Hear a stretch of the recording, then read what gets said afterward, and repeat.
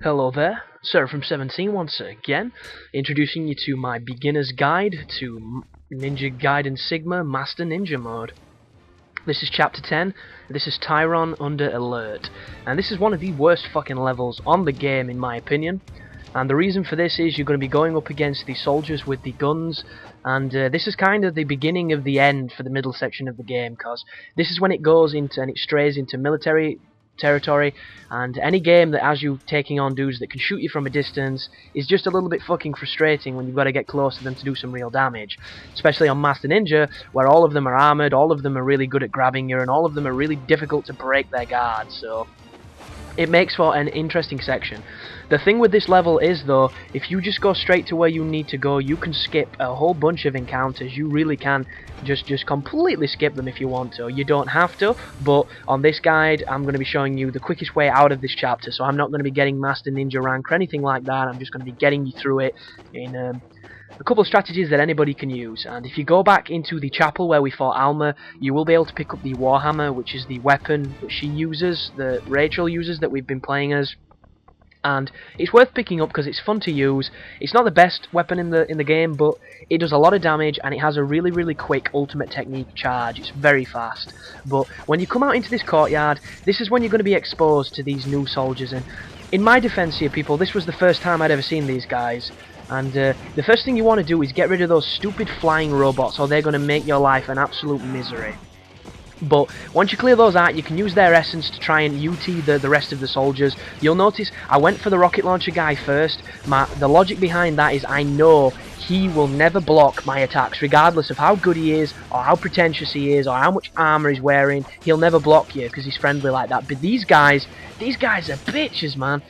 They can block flying swallows, they block projectiles, they block everything. The only way you can guarantee to get through their guard is if you wind path off them by pressing A when you land on their head. That is the only real way you can guarantee it, and you'll notice just then I went to do the wind path, but he grabbed me because their grab is very quick.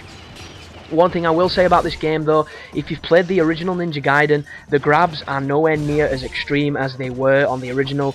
Even on normal on Ninja Gaiden, you could die from a grab because it did some real damage to you, but on this game for some reason they've toned them down a lot, and I actually find it really funny, that fact, because the same director of this Sigma is the same director as Sigma 2, and what he went and did on that game was actually increase the damage the grabs did, so it seems like such a contradiction for him to do that in my eyes, because this is a guy who openly weakened the grabs on this game for him to make them almost a one-hit kill every time on the second game. So it's almost like he went against his own design ethic, which I find very strange, but you know, he's Japanese, and well, he's Japanese.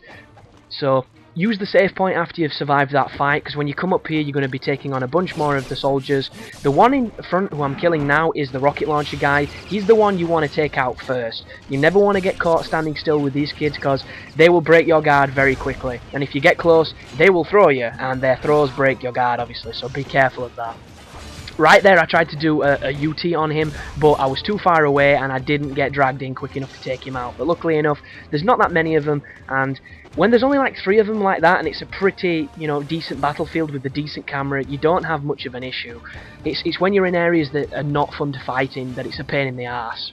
But use the save point. Be careful when you come down here, because an helicopter's going to do a drive-by. You can run on the wall to evade those explosions, but I always move away just in case, because it does do a lot of damage, and there's no need really. I don't actually think that happens in the original Ninja Gaiden. I think it's something that they put in for Sigma. I am not the authority on, you know, everything Ninja Gaiden related, so I may be wrong, but when I played it on the Xbox, I don't remember that happening. But pick up the arrows if you want to, pull down the lever, and then move into the next courtyard over the bridge. And I do believe this is another fight with a berserker, and if it is, it's very easy. If it's the ogres, it's... oh no, sorry, my bad, it's against soldiers, and this is one of those fights that you can control it if you get lucky, but sometimes you get screwed, because the enemies will spawn out of that truck to my left what I'm using cover against, and right then, never do a flying swallow on that guy. You never want to do it, it's too risky. You'll also notice in front of me is a rocket launcher guy, but if you keep charging the gleaming blade next to this truck, enemies will keep filing out and you'll be able to do the ultimate techniques against them. I would do Gleaming Blade over the standard ultimate technique because it just seems to be a little bit more effective against them. The standard one locks you in and it might move the camera a little bit, but there's only a couple that spawn out of there. Then it's the rocket launcher guys, and this guy's a pain in the ass because I think he hits me. Oh, he doesn't. I get him in the Azuna drop. But you want to watch out for him because as soon as he dies over here, he's... Oh no, the spawn point is on the other truck. I just completely messed that up, and this guy's probably going to hit me. Oh no, he forgot to reload his giant bulbous rocket launcher and paid the price. So, clean him up as quick as you can and get ready for any more. There's another one. If you're going for Karma, you never want to do anything other than ultimate techniques. If you're not bothered about Karma, Azuna drop is your best friend, and any other techniques that you enjoy to do. And right there, I do one more UT that's not necessary because they've all died. But that is an easy section if you know where the spawn points are, because you can abuse the fact that they have to enter the battle arena and you're already there waiting for them. But move into this courtyard, there will be 3 more of the soldiers. One guy has a rocket launcher. I never fight them because I don't need the essence. We farmed enough of that in the last level, and there's another opportunity where we can do so in the next one. So cruising up the courtyard there will be another attack helicopter that will have a go at you. If you're running on the wall, you should be okay. Funny story. There's a spawn of enemies on one part of the level when you drop down onto that avenue where you get attacked, and I thought that was it just then, but it's not, so you're okay. As soon as you come through this courtyard, use the save point next to the lily pad. It's a save point they added for Sigma, so be grateful, because you would have been running a hell of a lot farther than you just did. And just be careful here, because there's that toss bag. Look at that. I don't get this, I really don't, and don't get me wrong, I love Ninja Gaiden, but it's got to be said, there are times when this game is bullshit. It's not hard, it's not skillful, it's just fucking gay. And one thing I'll never understand is this proclivity towards explosives and knocking Ryu on his ass. It is the most frustrating thing ever. It's more frustrating than mid-level loads, and I hate middle-level loads, they make me fume. But I've been watching Ninja Gaiden 3 footage, and lo and behold, they've brought the fucking rocket launcher guys back. And who are these people that are writing down on these goddamn, essays or these Q&A cards that the one thing that's missing from this game right now is more explosive douchebags? I don't get it. I really don't. Who is the game tester that's telling these people, yeah, you've got a fun product there, the IP's a success, but it'd just be so much more enjoyable if every 2 seconds I got knocked on my ass by some wanker with a rocket launcher? I don't get who these people are that make this decision, and they're the same people that put in unnecessary jumping sections with bad cameras. That's literally who these people are. They have to be.